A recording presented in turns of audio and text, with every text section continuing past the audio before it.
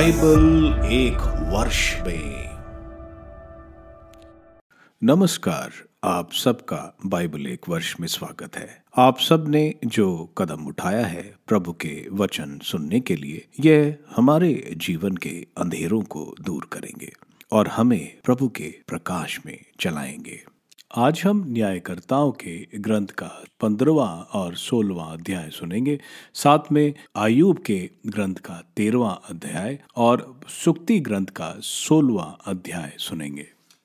प्रभु का वचन सुनने से पहले आइए हम ईश्वर से प्रार्थना करें। हे प्रभु, हम आपका वचन सुनने वाले हैं। हमारे मन की आंखें खोलें और हमें आध्यात्मिक प्रज्ञा दें ताकि हम आपको जान सकें और आपके वचन के अनुसार अपना जीवन जिए। यह हम मांगते हैं आपसे प्रभु यीशु के नाम, आमीन। न्यायकर्ताओं का ग्रंथ अध्याय 15। सैमसन द्वारा फिलिस्तीनियों के फसल का जलाया जाना। कुछ समय बाद गेहूं की फसल के समय सैमसन बकरी का एक बच्चा लेकर अपनी पत्नी को देखने आया। उसने कहा, मैं कमरे के भीतर अपनी पत्नी के पास जाऊंगा, लेकिन पत्नी के पिता ने उसे अंदर नहीं जाने दिया। पत्नी के पिता ने कहा, मैंने सोचा कि तुम उसे बिल्कुल नहीं चाहते, इसलिए मैंने उसे तुम्हारे एक साथी को दे दिया है। उसकी छोटी बहन उससे कहीं अधिक सुंदर है, तुम उसकी जगह इसे ले लो। सैमसन ने उससे कहा, यदि इस बार मैं फिलिस्तीनियों की कुछ बुराई करूं तो मुझे दोष मत देना। तब सैमसन ने 300 लोमड़ियां पकड़ी और मशाल ली। फिर उसने 2-2 लोमड़ियों की पूंछें एक साथ बांधकर उनमें एक एक मशाल बांध दी। फिर मशालें जलाकर उन्हें फिलिस्तीनियों की खड़ी फसलों में छोड़ दिया। इस प्रकार उसने फूलों के लगाए ढेरों, खड़ी फसलों और जैतून वृक्षों को भी जला दिया। फिलिस्तीनियों ने जब पूछा कि किसने ऐसा किया, तो उत्तर मिला कि तिम्नावासी के दामाद सैमसन ने ऐसा इसलिए किया कि उसकी पत्नी को उसके किसी साथी को दे दिया गया है। तब फिलिस्तीनियों ने आकर उस स्त्री और उसके पिता दोनों को जला डाला। सैमसन ने उनसे कहा, तुम लोगों ने यह काम किया है, मैं तुमसे इसका बदला चुकाने के बाद ही सांस लूंगा। इस पर उसने उनकी भरपूर पिटाई की और उनमें बहुतों का वध किया। इसके बाद वह एताम की एक चट्टानी गुफा में रहने लगा। 1000 फिलिस्तीनियों पर सैमसन का प्रहार। इसके बाद फिलिस्तीनियों ने यहूदा जाकर अपने पड़ाव डाले और लही नामक नगर पर छापा मारा। यहूदा के लोगों ने पूछा, तुम हम पर क्यों छापा मारने आए हो? उन्होंने उत्तर दिया, हम सैमसन को पकड़ने आए हैं। हम उसके साथ वैसा ही करेंगे जैसा उसने हमारे साथ किया है। इसके बाद यहूदा ने 3000 लोग एताम की चट्टानी गुफा के पास गए और सैमसन से बोले, क्या तुम यह नहीं जानते कि फिलिस्तीनी हमारे शासक हैं? तुमने हमारे साथ ऐसा क्यों किया? उसने उन्हें उत्तर दिया, उन्होंने मेरे साथ जैसा किया, मैंने भी उनके साथ वैसा ही किया। वे उससे बोले, हम तुम्हें बांधकर फिलिस्तीनियों के हाथ देने के लिए यहाँ आए हैं। इस पर सैमसन ने उनसे कहा, मुझ पे शपथ खाकर कहो कि तुम स्वयं मेरा वध नहीं करोगे। उन्होंने उसे उत्तर दिया, नहीं, हम तुम्हें केवल उनके हाथ देने के लिए बांधेंगे, हम तुम्हारा वध नहीं करेंगे। तब वे उसे 2 नई रस्सियों से बांधकर चट्टान की गुफा से ले गए। जब वह लही पहुंचा तो फिलिस्तीनी जोरों का जय घोष कर उससे मिलने दौड़े। तब उसे प्रभु की प्रेरणा प्राप्त हुई और उसके हाथों में बंधी रस्सियां आग में झुलसे हुए सन के रेशों के समान हो गई और उसके हाथों के बंधन मानो गल कर टूट गए। उसे गधे के जबड़े की एक नई हड्डी मिली, जिसे उसने उठाकर और उससे 1000 आदमियों को मार डाला। सैमसन ने कहा, गधे के जबड़े की एक हड्डी से मैंने ढेर के ढेर लगा दिए, गधे के जबड़े की एक हड्डी से मैंने 1000 को मार गिराया। उसने यह कहकर जबड़े की हड्डी दूर फेंक दी। इससे उस स्थान का नाम रामात लही पड़ गया। जब उसे जोरों की प्यास लगी तो उसने प्रभु से प्रार्थना की, तूने अपने सेवक को इतनी बड़ी विजय दिलाई और अब क्या मैं प्यास से मरकर इन बेखतना लोगों के हाथ पड़ूं? तब ईश्वर ने लही की एक निचली भूमि को फोड़ दिया और उससे पानी निकल पड़ा। उसका पानी पीने के बाद उसे जैसे फिर प्राण और नवजीवन प्राप्त हो गया, इसलिए उसका नाम एन हिकोरे पड़ा। वह आज तक लही में विद्यमान है। फिलिस्तीनियों के शासनकाल में सैमसोन ने 20 वर्ष तक इज़राइल में न्यायकर्ता का कार्य किया। न्यायकर्ताओं का ग्रंथ अध्याय 16। गाजा में सैमसोन। किसी दिन सैमसोन गाजा गया। वहां एक वेश्या को देखकर वह उसके यहाँ चला गया। जब गाजा वालों को खबर मिली कि सैमसोन यहाँ है, तब वे उस स्थान को घेर कर सारी रात नगर के फाटक के पास जमे रहे। सारी रात तो वे सोचकर चुपचाप बैठे रहे कि भोर होने पर हम उसे मार डालेंगे। इधर सैमसोन ने आधी रात तक आराम किया। आधी रात उठकर उसने किवाड़ों और दोनों खंबे नगर के फाटकों को उखाड़ डाला और अर्गल के सब को अपने कंधों पर रखकर उसी पहाड़ी की चोटी पर चला गया जो हेब्रोन के सामने है। दलीला का विश्वासघात। कुछ समय बाद वह सुरकेट घाटी में रहने वाली एक स्त्री से प्रेम करने लगा। उसका नाम दलीला था। फिलिस्तीनियों के शासक उस स्त्री के पास आकर बोले, उसको फुसलाकर पूछो कि उसकी महाशक्ति का भेद क्या है, जिससे हम उसे अपने वश में करें और उसे बांध कर अपने अधीन कर लें। इसके लिए हम में से प्रत्येक व्यक्ति तुम्हें चांदी के 1100 शेकल देगा। दलीला ने सैमसन से कहा, मुझे बताओ कि तुम्हारी महाशक्ति का भेद क्या है और तुम कैसे बांधे जाकर अधीन किए जा सकते हो। सैमसन ने उससे कहा, यदि मैं 7 तांतों से जो अब तक सुखाई नहीं गई हों बांध दिया जाऊं, तो मैं सामान्य लोगों की तरह निर्बल हो जाऊं। तब फिलिस्तीनियों ने शासकों ने 7 नई तांतें जो अब तक सुखाई नहीं गई थी लाकर दलीला को दी। उसी ने उनसे सैमसन को बांधा। अपनी भीतरी कोठरी में उसने लोगों को घात में बिठा रखा था। तब वह उससे बोली, सैमसन, फिलिस्तीनी तुम पर टूटने ही वाले हैं। परंतु उसने उन तांतों को ऐसे तोड़ डाला जैसे आँच लगने पर कोई सन का रेशा, और उसकी शक्ति का भेद न खुल पाया। तब दलीला ने सैमसन से कहा, तुमने झूठ बोलकर मुझे धोखा दिया। अब तुम बताओ कि तुम कैसे बांधे जा सकते हो। इस पर उसने उसे उत्तर दिया, यदि मैं नई नई रस्सियों से जो अब तक किसी काम में नहीं आई हो बांध दिया जाऊं, तो मैं सामान्य लोगों की तरह निर्बल हो जाऊंगा। तब दलीला ने नई नई रस्सियां लेकर उसे बांध दिया और उससे कहा, सैमसन, फिलिस्तीनी तुम पर टूटने ही वाले हैं। उस समय लोग हाथ में भीतरी कोठरी में बैठे थे, परंतु उसने उन रस्सियों को अपने हाथ के सूत के रेशों की तरह फेंका। तब दलीला ने सैमसन से कहा, अभी तक तुम मुझसे झूठ बोलकर मुझे धोखा देते आ रहे, अब फिर मुझे बताओ कि तुम कैसे बांधे जा सकते हो। उसने उससे उत्तर दिया, यदि तुम मेरे सिर के 7 लटों को तनों के साथ बुन दो और उन्हें खूंटे से गाड़ दो, तो मैं सामान्य लोगों की तरह निर्बल हो जाऊं। जब वह सो गया तब उसने उसके सिर की 7 लटों को तने के साथ बुनकर खूंटी में गाड़ दिया। फिर उसने उससे कहा, सैमसन, फिलिस्तीनी तुम पर टूटने वाले हैं। नींद से जागकर उसने खूंटी, करधा और तना सबको उखाड़ डाला। फिर स्त्री ने उससे कहा, तुम यह कैसे कह सकते हो कि मैं तुम्हें प्यार करता हूँ, जबकि तुम्हारे हृदय में मेरे लिए स्थान नहीं है। तुम 3 बार मुझे धोखा दे चुके हो और मुझे यह नहीं बताया कि तुम्हारी महाशक्ति का भेद क्या है। वह उससे प्रतिदिन ऐसा कहते हुए हट करती रही।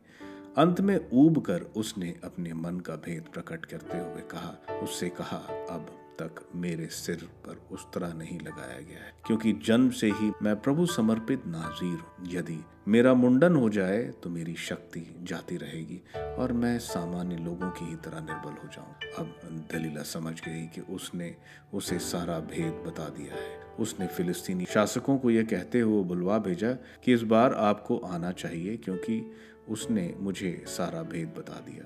तब फिलिस्तीनी शासक पैसे लेकर उसके पास आए। उसने सैमसन को अपनी गोद में सुला दिया और एक आदमी को बुलाकर उसके सिर के 7 लटों को मुड़वा डाला। तब उसकी शक्ति जाती रही और वह दुर्बल बन गया। फिर स्त्री ने कहा, सैमसन, फिलिस्तीनी तुम पर टूटने ही वाले हैं। नींद में जागकर उसने सोचा कि पहले की तरह ही झटक कर बच जाऊंगा, क्योंकि उसे मालूम नहीं था कि प्रभु ने उसे त्याग दिया है। फिलिस्तीनी ने उसे पकड़कर उसकी आंखें फोड़ डाली और वे गाजा ले गए। उन्होंने उसे कांसे की बेड़ियां पहना दी और उसे बंदी गृह में चक्की पीसनी पड़ी। उसके सिर के बाल जो मुड़े थे फिर बढ़ने लगे। सैमसन की फिलिस्तीनियों से बदला और उसकी मृत्यु। अपने देव दागोन के लिए महाबलि चढ़ाने और उत्सव मनाने के लिए फिलिस्तीनी शासक एकत्रित हुए। उन्होंने कहा, हमारे देवता ने हमारे शत्रु सैमसन को हमारे हाथ दे दिया है। लोगों ने सैमसन को देखा और यह कहते हुए अपने देवता की स्तुति करने लगे, हमारे देवता ने हमारे उस शत्रु को हमारे हाथ दे दिया जिसने हमारा देश उजाड़ा और हम में से बहुतों का वध किया। लोगों का हृदय उल्लास से इतरा रहा था। उन्होंने कहा, सैमसन को बुलाओ, वह हमारा मनोरंजन कहे। उन्होंने सैमसन को बंदीगृह से बुलाया और उसने उनका मनोरंजन किया। बाद में उन्होंने उसे खंबे के बीच खड़ा कर दिया था। सैमसन ने उस लड़के से जो उसका हाथ पकड़े हुआ था कहा, मुझे ले चलो और जिन खंभों पर मंदिर आधारित है उनका स्पर्श करने दो, जिससे मैं उनके सहारे खड़ा रहूं। भवन पुरुषों और स्त्रियों से भरा था। फिलिस्तीनियों के सब शासक भी वहां उपस्थित थे। छत पर लगभग 3000 स्त्री पुरुष इकट्ठे थे जो सैमसन का खेल देख रहे थे। तब सैमसन ने प्रभु से प्रार्थना की, प्रभु ईश्वर, मुझे याद कर। ईश्वर, मुझे मात्र इस बार बल प्रदान कर जिससे मैं फिलिस्तीनियों से अपनी दोनों आंखों का बदला ले सकूं।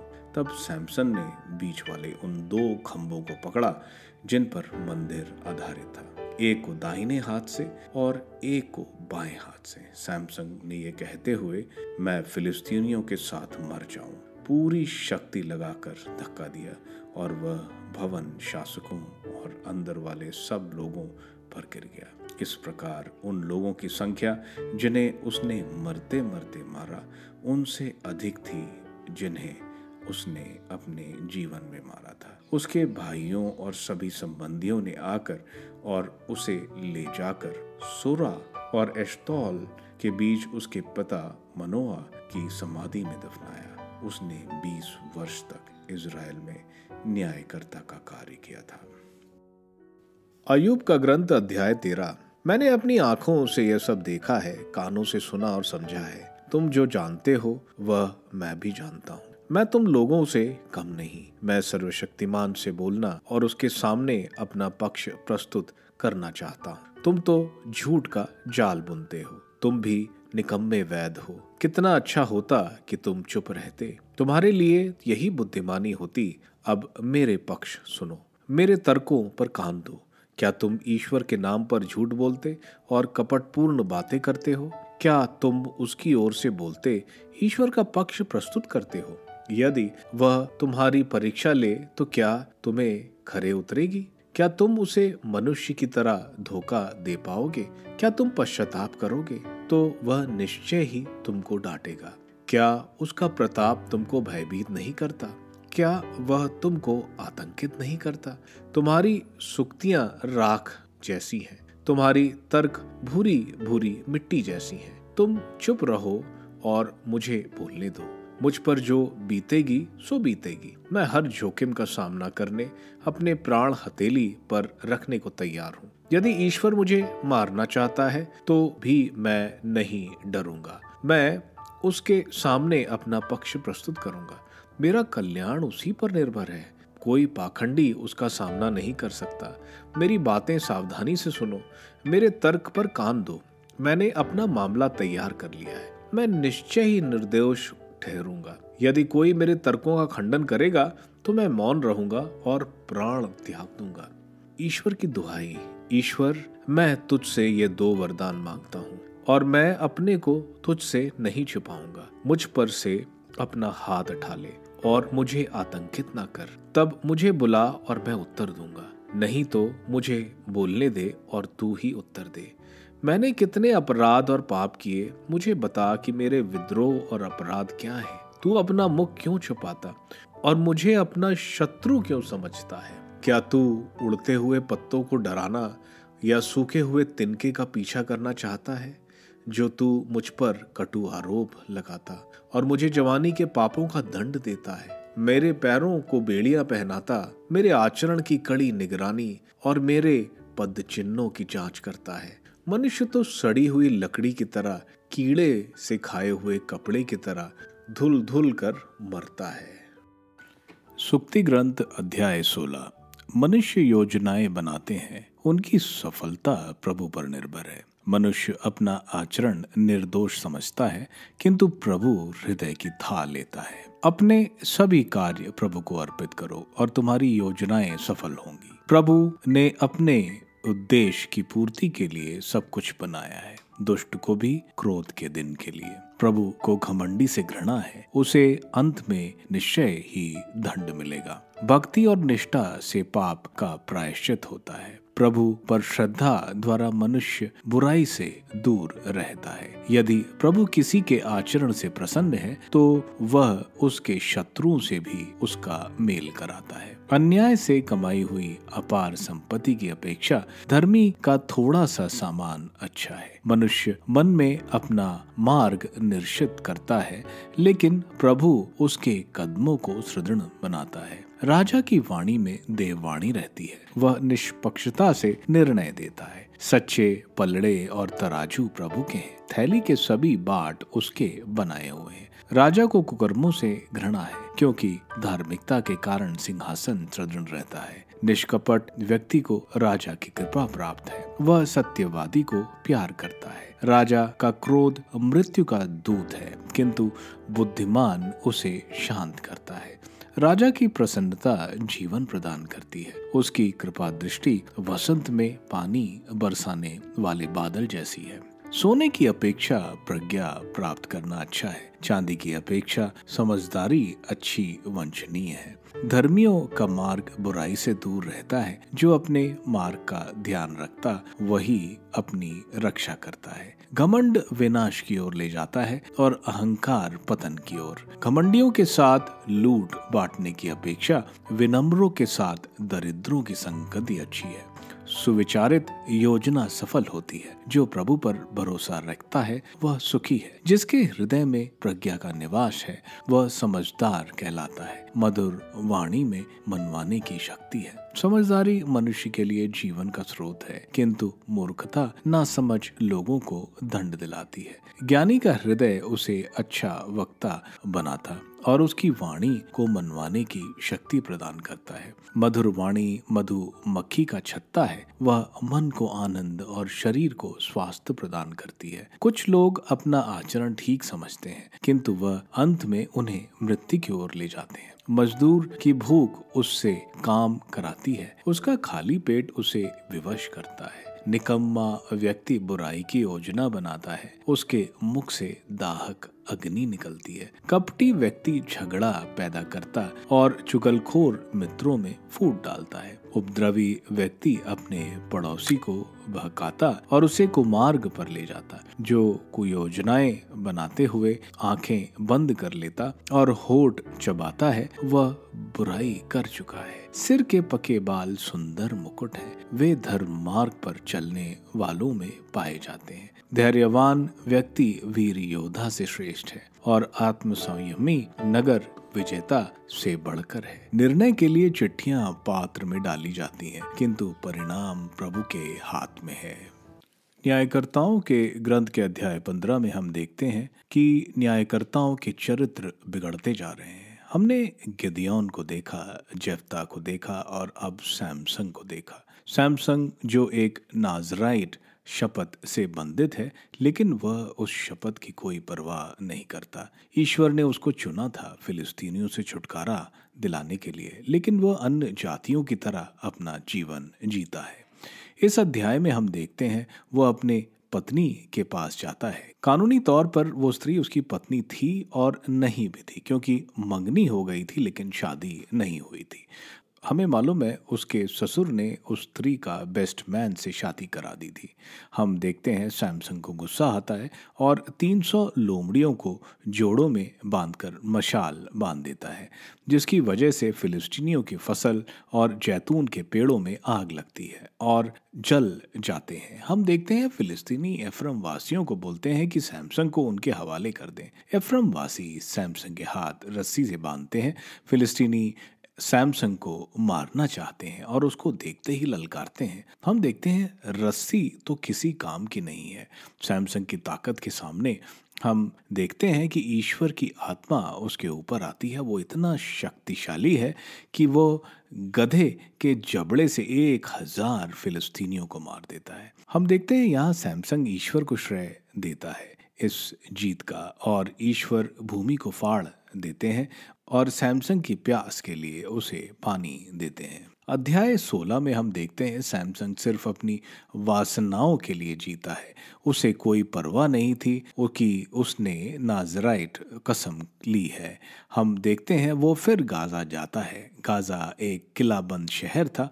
वहाँ एक वैश्या के पास जाता है। उसको पकड़ने के लिए फिलिस्तीन घात लगाकर बैठे थे, लेकिन रात को वो उठता है, किले के फाटक तोड़ कर ले जाता है और उसे उठाकर चला जाता है। हम देखते हैं सैमसंग एक मनमर्जी की जिंदगी जी रहा है। ईश्वर ने जो उसको शक्ति इज़राइल को छुड़ाने को दिया था, वह उसे कुछ और ही कर रहा है।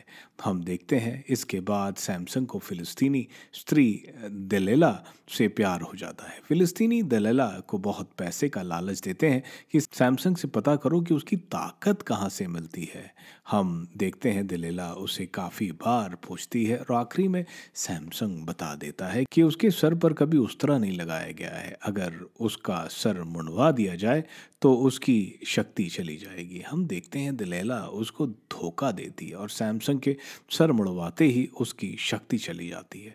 उसको फिलिस्तीनी पकड़ लेते हैं और उसकी आंखें निकाल देते हैं। हम देखते हैं सैमसंग की स्त्री की कमजोरी उसे संकट में डालती है और हम देखते हैं कि उसकी आंखों ने उसको ईश्वर से दूर किया था। पहली बार जब वो फिलिस्तीनी स्त्री से मिला जिससे वो शादी करना चाहता था, दूसरा वैश्या के साथ, तीसरा दलीला के साथ, हम देखते हैं वही आंखें सैमसंग की निकाल दी जाती हैं। सैमसंग की शक्ति उसके बालों में नहीं थी, क्योंकि सैमसंग ने नाजराइट कसम खाई थी और कभी बाल ना काटने की कसम टूटते ही ईश्वर की आत्मा सैमसंग से निकल गई। हम आगे देखते हैं फिलिस्तीनी जलसा मनाना चाहते हैं और अपने देवता दैगोन, जो अच्छी फसल के देवता हैं, वे सैमसंग को लेकर आते हैं ताकि वे लोगों का मनोरंजन करें। हम देखते हैं वो उसे खंबे के साथ खड़ा कर देते हैं जिस पर मंदिर का पूरा भार था। वह ईश्वर से प्रार्थना करने के बाद उन खंभों को उखाड़ देता है जिससे छत गिरती है, और जितने लोग सैमसंग ने अपने जीवन में नहीं मारा उतना वह अपनी मौत के समय मार देता है। दो बातें हम देखते हैं। उसके माता पिता उससे प्रेम करते थे, लेकिन उनके प्रेम को उसने नहीं समझा, उनकी बात नहीं मानी। दूसरी स्त्री जिसने उसको धोखा दिया और मरवा दिया, उसका साथ दिया।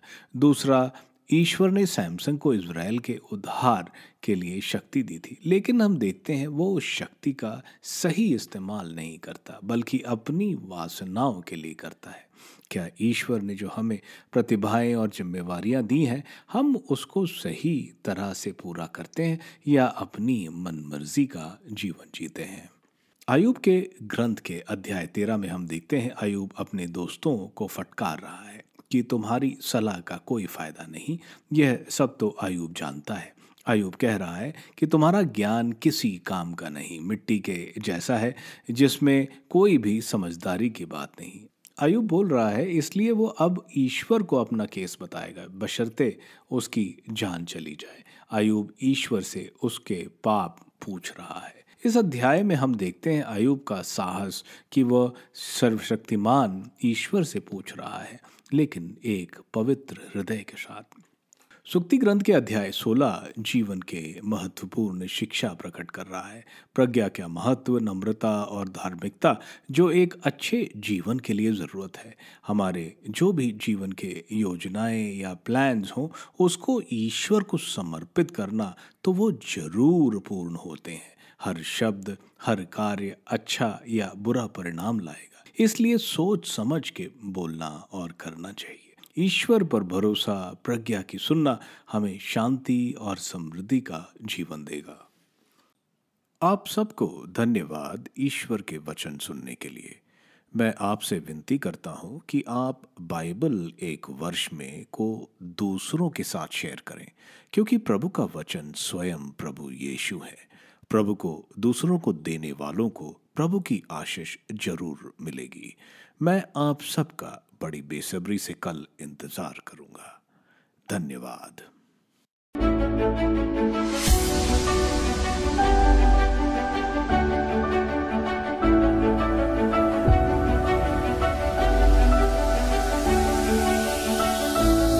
बाइबल एक वर्ष में